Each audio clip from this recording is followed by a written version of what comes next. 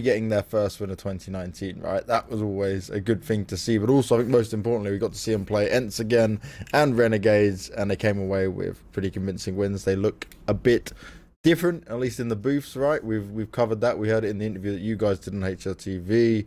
They're trying to take a different approach here, and it clearly worked out. But there was no Liquid, there was no Astralis in place for them to fight up against. So they did what was expected, right? Because we all said it when we discussed the event that we expected them in the finals.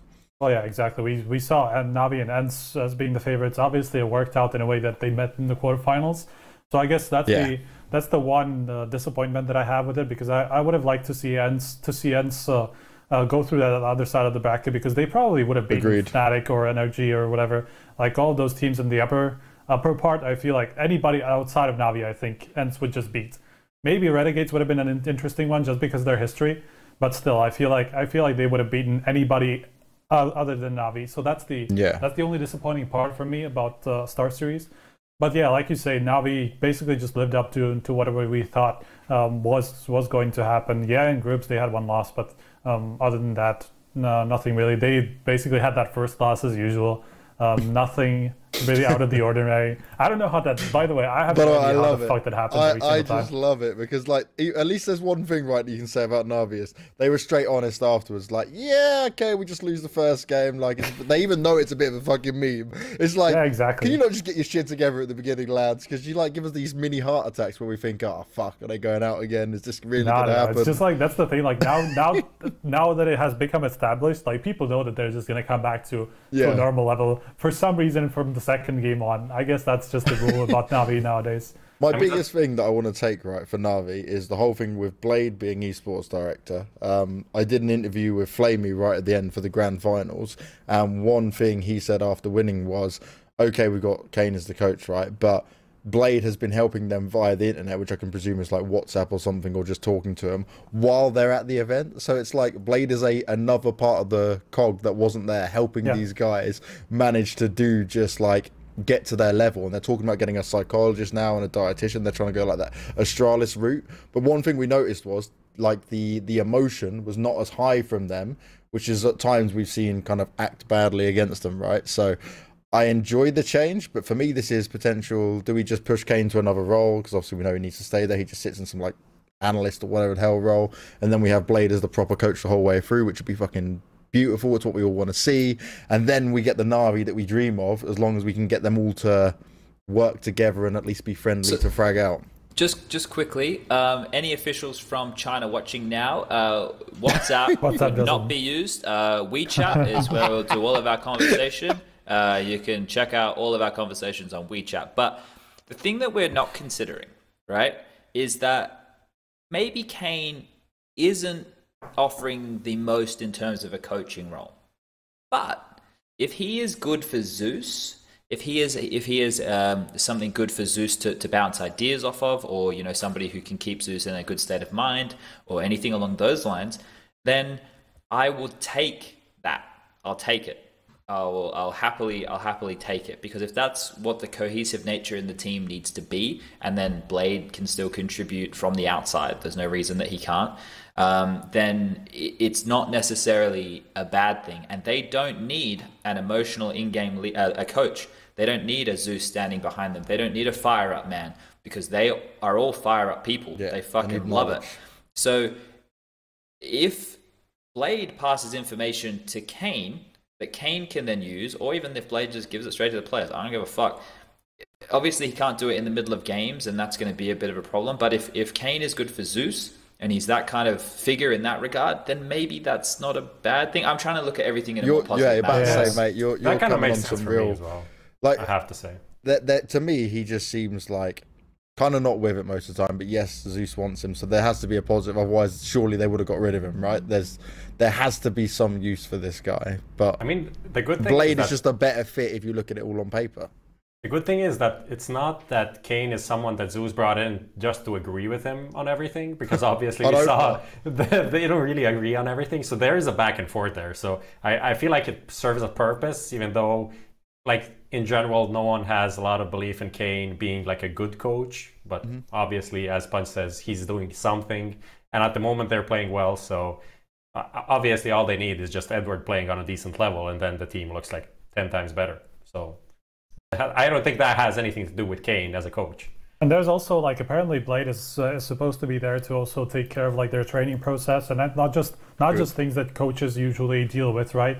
That's kind of like what we were seeing from Astralis, them having a lot of different people taking care of like a lot of different areas of the performance improvement or whatever they call it. I don't remember, but yeah, you kind of have to have more people. I'm sorry. Buzzwords. Exactly. But I mean, I was just trying to figure out a title for whatever that group of people are doing.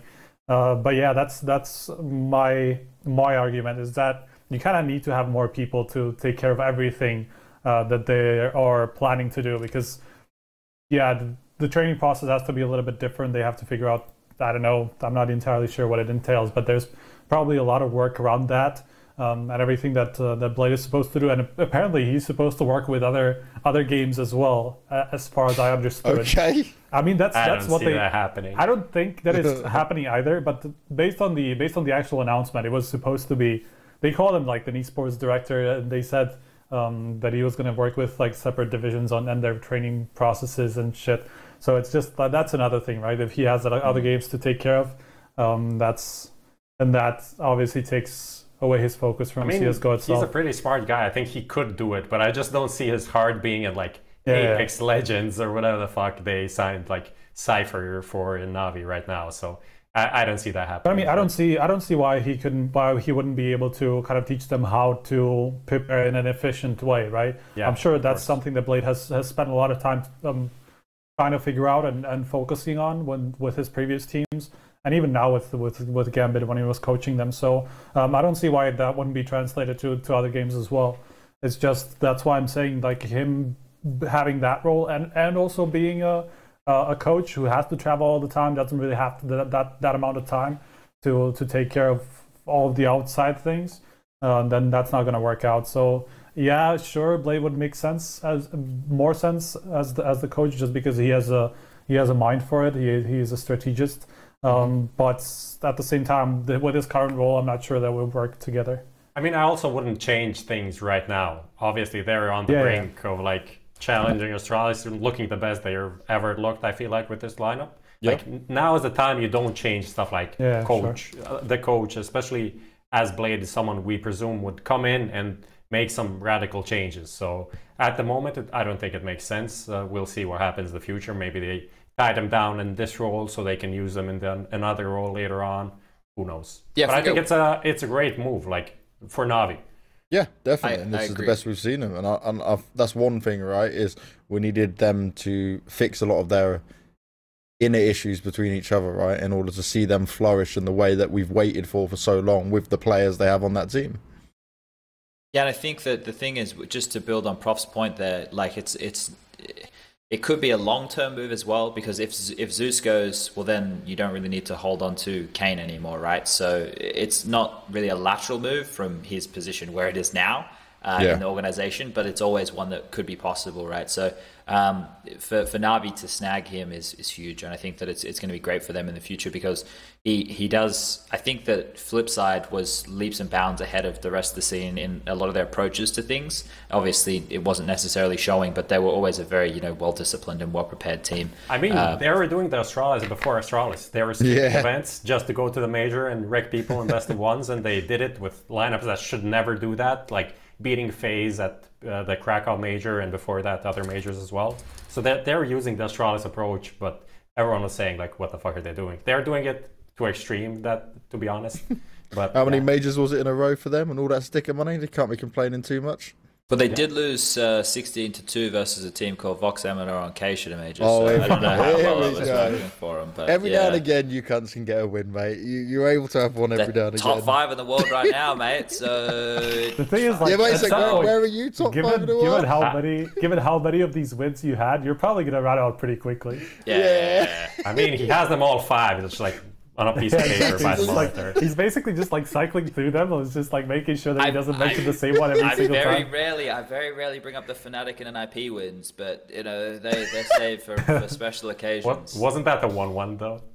Look, in the context of Counter-Strike at the time, that may as well have been winning the tournament for Australian Counter-Strike back then. So, I think we need to go back and do some like match reviews of this with Chad. And just like watch through all the moments and see, Chad, why did this happen? And then see if you can recall all of that information for us. You seem to remember it so fondly.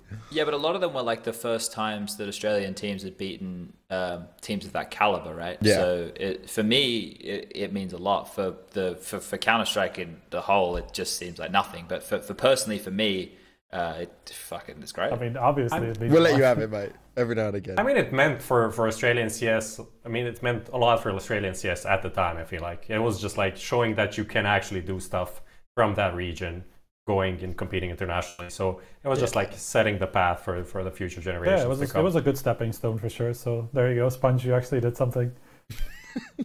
He does something. Now, some of the other things to look at, right? Obviously, Renegades and Ents, they both still had runs where they got to the playoffs like we expected. North somehow made it to playoffs, like, despite their most random performances. Okay, they had a tougher run than most throughout it, but, like, you kind of don't expect them to make it at this point. Fnatic's run was pretty legit after all. They had some tough teams to face, especially when they hit the playoffs, right? They had North to start off with, then they went on to NRG. Obviously, it was a bit of a shame they couldn't get a map in the grand final, but Navi manhandled them, and you can see the disparity. They kept it close, at least in the final. Yeah. Like, relatively close. They had very good first halves, like, and then they just dropped the ball in the second.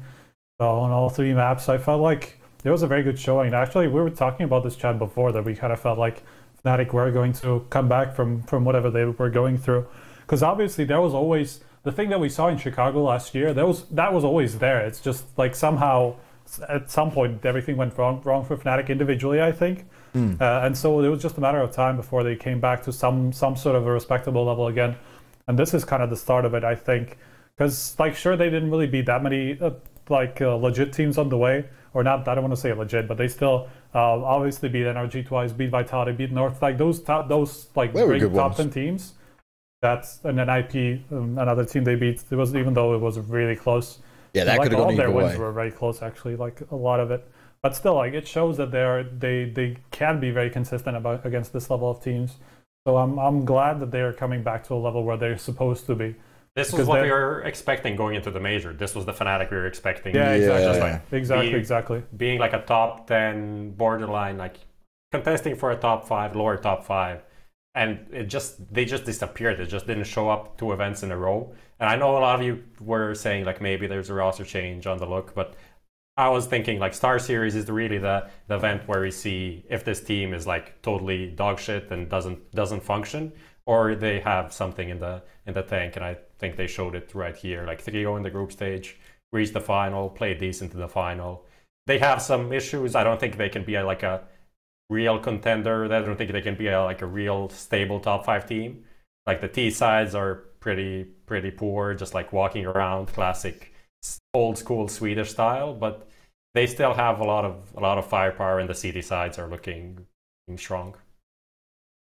The thing for me was that tournament, we had so many like close matchups and so many games that were like really clutch heavy. You think about the semi between NRG and Fnatic, it was a 2-0, right? But that was that was just fucking mental. Like that was such a back and forth game of Counter-Strike with so many different clutches, and it was just wild what was going on there. So the smallest of margins is what got them through, and I agree with the sentiment that they're probably not going to be a consistent challenger for that top 5. I think it's going to be difficult to get consistent performances out of the team because they're a bit sporadic in their approach, right? I think JW and Twist are similar. Like JW is obviously hyper aggressive, and that's where he does his best work. That's where he feels the most comfortable being the one dictating.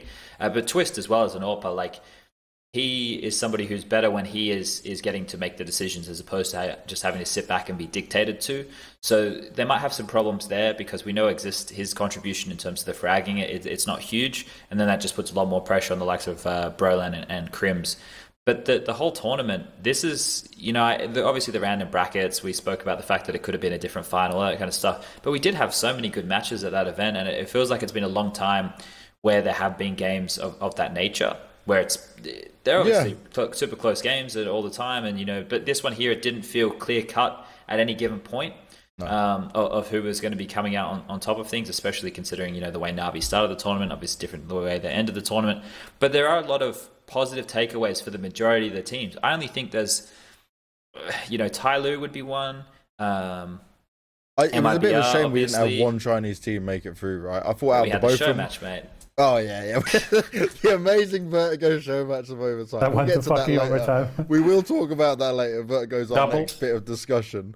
But I mean, I would have loved to have seen Vici show us that okay, they can be a little bit more consistent, a little bit more heavy with that. I kind of was hoping one of them would make it to playoffs, not just because we were in China, but because to see that they've started to develop themselves in that sense. I kind of pitched one of them maybe over that north spot. I mean, the thing is, they met a pretty hard set of teams. Like, when you think about it, Vici, they met Navi, beat them. Then they met FaZe, lost to them. Met ENCE, who obviously were one of the biggest teams at the event, and then met NIP. So they never really got to play against like some lower set of teams. So that's also something that we have to take a look at, because the odds were stacked against them every single time. So it's not that surprising that they ended up where they did. Problem is they didn't even look competitive in a lot of these series. Like, outside of an IP, a lot of quick games for them against ENCE and FaZe. Those were really quick games from what I remember. Yeah, so, some 16-6s in there regularly, 16-8s. A lot of their games didn't even go double score, right? So so that was the issue that I had with Vici, that they didn't even show up as a competitive side against some of these better teams. Like, sure, we probably don't expect Vici to be able to do that every single time. Like, we got surprised at the major, we got surprised in the minor play and stuff. But still, I don't think we expected Vici to be a stable top 15-10 team on a regular basis. So, not that big of a surprise, honestly. I think when you compare them to Tai Lu, though, they are the best Chinese team right now, because Tai Lu lost 2-0 to Renegades. The only team that Tai Lu beat in the entire tournament was Panda, another domestic team. Wow. They lost 2-1 to Spirit and 2-1 to Big. And obviously, no offense to Spirit, I don't think they're a team that's in striking distance of being consistent within the top 15 in the world. Whereas this is also their first tournament, so yeah, that's right. They had Chopper Spirit as well. Has been together.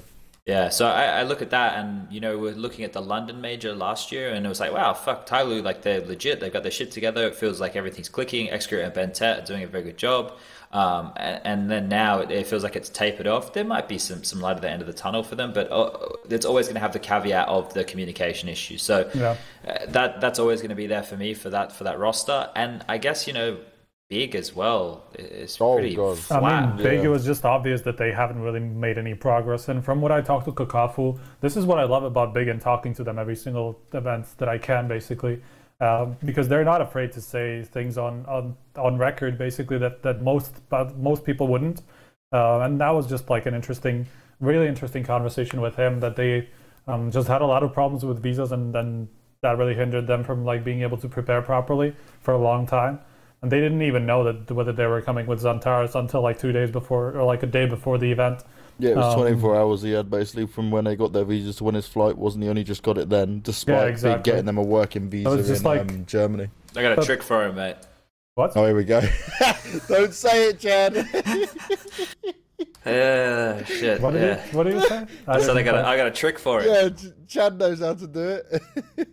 He's got to smile nicely. That's how you get on into China. Smile and a wink and a wave. Oh, okay. Yeah, no, never mind. Sorry for derailing you, Striker. Get back on. Yeah, I was just confused about whatever you said. Actually, Striker, we can't say but it. Just generally, even from the game, it looked like they didn't really make any progress in terms of how to balance their players, where to fit in Xantares, and everything like that. All the issues that we saw at the major, we kind of saw here as well.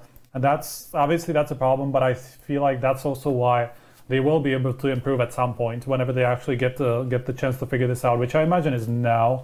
I think they don't have anything coming up for a while now. They have I love that he's Pro getting League, and then Pro League playoffs, like the second group stage, if they make the second group stage. Yeah, that's true. So the German lessons for Xantares, I think it's going to be a big change of it, right? If he can learn some decent German, if they go with that prospect for it, I think that's when we can see a really good lineup. Because I just don't think we can know they can all speak English, but I don't think they'll do it. Really though, no. Do what? He's got to either learn English to a better degree, right? Well, sure, but he still has. I feel like for the team, yes, I agree that it would probably be better in the long term. That's and what even I'm saying. Kokafu said this as well in the interview, that long term they feel like German would be better. But when you think about this from Zantaras' perspective, it doesn't really make too much sense, honestly, because obviously, like future-wise, English is going to be a lot better, and the team generally will not have problems with English. They worked with Smoya for like a half a year or something in total, and they got used to communicating in English. They continue to do so German now. At every possible opportunity they exactly. had. Well, from what I was listening to them, it doesn't. It seems like it doesn't happen as much. Yeah, it doesn't look like it's happening as much. Like, sure, sometimes they slip into it, but it's just that's like a learning. That's gonna. I also take think it's easier to learn English just because it's everywhere. Like if you play FPL. You can practice your like CS English much easier. That's what German. I'm saying. Like, even future-wise, if like this big thing doesn't work out for Zantaras, it makes a lot more sense to know English than German. So if he has any say in this, I think it's pretty obvious that he's going to go into English, and that's also where he has some sort of the basics, right? At least he probably understands how the language works on the basic levels, and then they just like. It's a question of learning a little bit more of the advanced stuff rather than the complete basics, which is where you would have to start as well, right? With the Gob with the Turkish to explain things to them in a bit more detail if there are problems. So they've kind of got a little bit like a Bentet situation, though. Yeah, that's what I was going to compare it to, right? There's only so far we say Tyloo can go because of those language issues and the barriers that go with it. No, but we know this is going to improve, though. I'm not sure if it will in Tyloo because that's like. Chinese people and English just don't really. How long will it take for him to actually have real good English? I think it's going to be. It doesn't have to be real good. That's the thing. Like he only has to have like good CS English, basically. To me, it's not just CS English. I'm not talking about normal English. Like half of the players that play an English team don't have. But that's not like if you think about it, he doesn't. He of course he needs to understand, but he doesn't really need to have like super. He doesn't need to be super advanced. In order you can to only play well say now. CS English to a degree, though, right? Because like one of the main things I think that it comes to when they're having to communicate like this is on the fly, really fast. If he has to call not just out of position, but something that's going on, it needs to be that instant click in his head where he goes, "Cool, I've got it," and I can say it. Because at the moment, I can imagine it's like he wants to say something, and then it's just that like 2-second delay, which is huge in Counter-Strike time. Which then hinders them all. So he can learn CS English, but he needs a big improvement on overall fundamentals of it, right? And the confidence in speaking it. That's just experience, though. That's going to come with more matches and actually getting to play through these situations and stuff like that. That's all what we always say when somebody like that comes into a team or just like a new guy into an international or English-speaking lineup. That's just always something that happens. And that's just only going to take time. I don't see that not improving.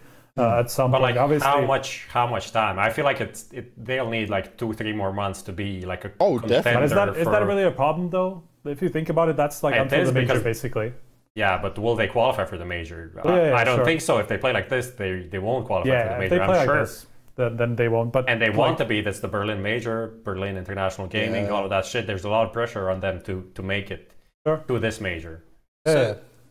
But let's go. Okay, so Zantaras, right? I just brought up his results on LAN, just in general, right? His stats, and he's played 3 LANs now. He's played the E-League CS:GO Invitational, where he had a 1.02 rating. He went -4 in terms of KD.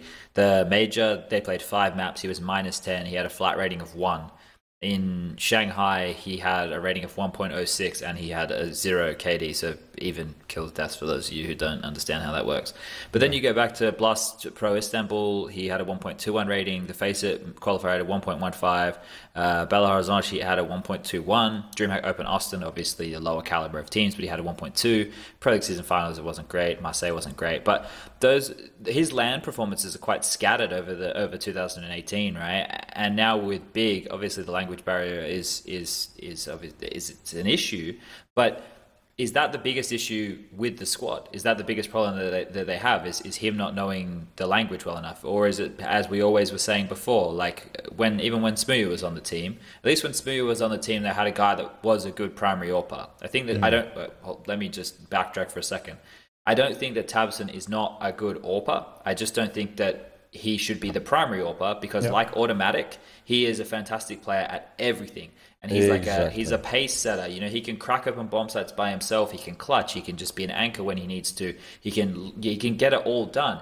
And by putting him on the AWPing role, maybe he feels he has to pick it up more often than he actually does. And just having that in your head, I can explain this to you, Chad. So, me and Gob had a little moment in the gym, because Gob has been losing weight and looking really good, gymming himself up. He explained it to me, because I questioned the whole tabson thing as well, right? Because I said, obviously, it's hugely discussed. tabson, 1000% everyone agrees, is better not being primary on the AWP. The reason is, it's because of the playstyle that Big as a team want to put into the game, that this is their best option, and tabson has been down to put himself in this role, and it's what they've agreed as a team. Whether it's correct or not, this has been their eyes, and remember, obviously, their kind of knowledge base and how Gob likes to maneuver his pieces, maneuver his pawns, so to speak, is he believes that this is the way they need to get it done at the moment. But it's not about where tabson is, it's more like where he isn't basically now. It's because like how do you lost that huge replace a player like that?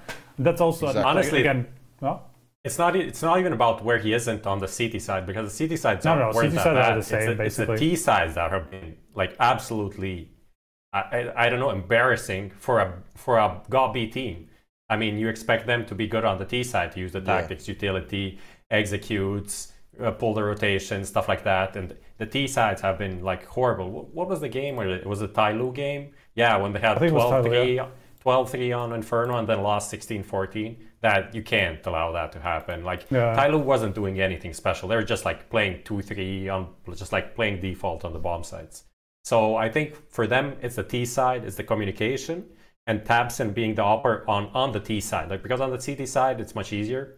On the T side, I think he struggles to be the guy that Smuya was getting the entries, and then just like playing off of each other with the communication hampered, and Xantares is just playing like okay. That just doesn't cut it, I think, on the T side. The thing is, though, like tabson was the guy who was creating a lot of space, and he's not going to be able to do that with an AWP much. Like, he's going to be able to control certain areas of the map, but that's pretty much it. He's not going to be able to take areas with it, basically. So that's the problem that Big are currently struggling with. Xantares not being able to fill that role, and that doesn't even have to be his fault entirely. It's just like it's just the result of all these moves between roles, and Big have to figure that out, because it's not. Like I say, replacing tabson is fucking impossible with any player in that team at this point. So I think they're just going to have a hard look at the overall playstyle and just figure out how else to utilize tabson rather than being at the back of attacks rather than in front of it. So that's just one thing that they definitely need to look at and how to figure it out, because it's going to be complicated. But I feel like there's only a way up from where they are at this point. I feel like they really missed the boat. I don't know if they tried or not, but I feel like they really missed the boat with Chris J, right? I think that when he got tossed aside from Mouse, that would have been the perfect pickup, because it is somebody who can AWP quite proficiently and doesn't have an issue getting aggressive with the rifles from what we saw within his time in Mouse Sports, understands the game very well, had to do in-game leadership with all those players. I think that would have been perfect. And you look at this team, and this is no disrespect to these players, it's just that with the roles that they're running now, you need to get more out of GOB and Tizian in terms of a fragging department, right? Because if tabson's not going to be able to have the same amount of impact, and Nex and Xantares are both relatively inconsistent in their performances, then what do you need? The lower fraggers to step on up, so at least there's consistency across the board. And it's just a difficult one to fill that. So they had their little blips on the radar with the best of ones. It seems difficult to see them returning to a consistent team, and they're obviously, like you mentioned, want to get towards that major. Do we have the ESL1 Cologne? Yes. So there's a lot of German events coming up for them to be in attendance for. So I don't know. What's the next event they attend? When will the crunch point be for this roster? Pro League is Sydney.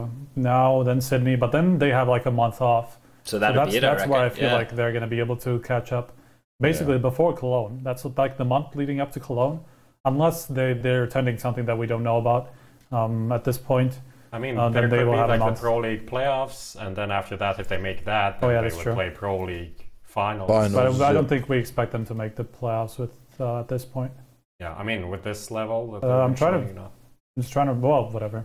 We can talk about that. They're in the group with Astralis, Hellraisers, 3D Max. Oh, okay, so that they're like not too bad, I actually. guess. Oh. Yeah. 3D Max, could be. I think, can are be the happy with lowest that. seeded team in the entire tournament, and Australia. But they'll still have to go through that second group stage though. Yeah. Like obviously we don't expect them to place first in that group and make it to the finals. And that's where it gets really hard, right? Because I think the way that the groups flow in, they have to play the teams from Group C, and Group C is Fnatic, G2, Navi, and Windigo. So yeah, that's rough. That's tough. Now, Lucas, there's something I want you to bring up. It's our fantasy draft. It means we get to wreck some people. Prof's smiling already because he has an idea of the results. Don't even start with what you can say. Shut your mouth. You did beat Simple, which is one thing you're allowed. But the first person I'm going to ream out here. Let me cast your minds back to the end of the last show when we did this, right? Well, this was its own show. We had a show just on the fantasy draft. We had guests like Moses, we had Pimp, we had Smooya. Now, Pimp, he questioned every decision I made with my team. Oh, you know nothing. Well, he had all this faith in North, and he shit the bed and came last. And honestly, Chad will tell you because he was downstairs with us. North overperformed. Yeah, honestly, he actually got good picks with North. And this is the thing, right? Pimp every day was checking the fantasy draft next to me after we'd done the Destiny. He's like, oh yeah, we've done well. North's not doing too badly. Like, I've got this, blah, blah, blah. And then that realization hit him in the face. It went bang. And Pimp realized that he'd made a bad decision. He fucked up. And the thing is, everyone was like, oh, Banks, but like, you didn't need to pick Breezy straight off the bat. Well, actually, he's a consistent player. And NRG made it relatively far, even if they did go out 2-0 to Fnatic at the end. The problem with Pimp wasn't even the North players. They actually gave him quite a lot of value because AZ had a good event. We expected Valde. We even said Valde should. When he picked Valde, we even said that's legit. When he picked AZ, not so much, but obviously he had a much better event. The problem is like there's no way Pimp could have seen this coming unless he had like some like background information that we didn't know about. He couldn't have seen AZ like having one of his best events in fucking I don't know how long. I mean, there were some signs that AZ was playing well. Let's be honest. But he's just, for a third pick, he's been so inconsistent. He's always you can't even rely on that. He has good games and he has he was pretty consistently bad before, so I wouldn't say. Yeah, that's I just took every moment to jab at Pimp, and every day he was saying, "Oh, it's gonna come back. Don't worry." And he's like, "You made bad decisions." Well, okay, I didn't finish within the top 3, but I'll take my 4th place quite happily. The Xantar's pick was the really stupid one for sure, because that was pretty obvious from the start that it wasn't going to pay off much, and that was his second pick, so that's one thing. Phelps, the Phelps pick. I mean, that was a MIBR fifth one, in general, right? Yeah, so, you can't pick anyone from MIBR. That's an error. So there wasn't that many good options when we came down to the last pick. So I feel like that Phelps one, sure, it wasn't great, but it wasn't among the worst. Now we got to look at Lucas, right, and Prof. Let's just compare these for a second. So Lucas is our producer, guys. Producer Lucas has Simple on the team, gets tons of points across the board, and Prof still manages to win, which proves the point of you don't have to have Simple to make sure that you get that first place. Yeah, exactly. How ridiculous is it that he comes second off of one player? Next got 1 point. Zeus got 0 points. And Fur was out of the tournament really early. Simple got him 420 points. Jesus Christ. Shit. Yeah, that's a one-man carry, and he had some sick performances. Not even Electronic was... Who was the second best rated? Was that Electronic? Yeah, Electronic. Hold up. He got, right, get this, right? Lucas got more points off of one player than what Pimp did. Or almost double Pimp's just point score, not including the bonuses. Pimp's just score from points of player picks was 242. So Lucas had 400. So that's fucking insane. And that's it. That's all that. All that came down to was the luck of the draw that Lucas got first pick, because all of us would have picked Simple straight off the bat, right? Yeah. If you were first pick, you're always getting Simple. No, Pimp would have been like, Valde, I believe, yes, North, they're gonna do it again. That's the thing. You're brain dead. You are absolutely brain dead, Pimp. You deserve that last place. Well, he should pick the day to the next event. He should definitely pick. Well, yeah, Astralis makes sense, right? Of course, go for that. But this one, you can eat a dick, Mr. Pimp, because you ain't pimping shit right now. I'm gonna say we did kind of make fun of Moses' team, like the Asians. He didn't do badly. He did well. Like Nico and the Asians. Yeah, he was number 1 for the longest time as well, right? He was very good. Yeah. And then in the end, like he went very quiet once he dropped down though. Mr. Moses was very vocal on Twitter saying he put out a tweet like bashing me being -3 in the first round, and then later I went to find it and it wasn't there. So I think he deleted the tweet. You got to screenshot like, shit like that, bro. Should have screenshot. Yeah, you should have screenshotted that. Yeah. But yeah, it was hard, but I enjoyed it. Always screenshot when people are bashing you. Hell you yeah! don't know what's gonna happen. You know, I've got a whole bank of just screenshots while I wait for it. I got literally a list of names, and I get it on the snipping tool, and I underline it, and I'm like, cool, this person bashing. Let's see if they come back for some more on another tweet. It's a good way to just like hang in there and just use it against them. Go full Richard Lewis on them. I think Jake is third, and he gave me so much. What the fuck? I need to look at how many points I got from my players. 246 points from JKS. JKS that gave me so much. He basically carried my entire team. Like, I picked Play Me first, which was a mistake, obviously. I mean, it wasn't a mistake. Like, well, in hindsight, it wasn't. I mean, it was because I feel like it could have been. By the way, I don't know who was available at that point. I took Electronic. I was second. That was gonna. No, I wasn't second. You took Breezy, so that was the fuck up. I took Breezy. It was smart. I went down with my Electronic Breezy had like double the points, so. Breezy gave me 117 points, right? But do you know my best player? My best player was Edward with 128. And you all were like, Edward? Why would you pick Edward? I lucked out because he did have a good tournament for once. Do you know who fucked me up the worst though? Fucking X7. I had that blind faith myself on the Ensme. I had the blind faith that like maybe it'll be chance. Oh, they'll make it to the grand final. As soon as I saw they met Navi in that matchup, I was like, fuck, this is not what I wanted. That was while we're on the topic of Ents being a fluke and all of that. No, they are not. Oh, at the major they beat Liquid, then they beat Navi, and now after the major they played Liquid. They didn't beat them. 15-15. Played Navi. 15-15. They didn't beat them. They didn't lose. What can we take away from that situation? Like, come on, bro. I assume the jury is allowed you're to doubling down like verdict. an absolute dumbass right now. This is really weak. I have to side with the jury. Will decide. That's a really weak argument. You're mental. You're absolutely mental. You can't. A big problem we have though is that we won't see these teams get a chance to actually play against each other. Yeah, I saw that. That sucks. And even with that, like I've been doing some digging. It's probably realistically we won't even see all the good teams play against each other until the major. So there's always, from what I can tell, there's always one of like the big teams missing at every single tournament until the major.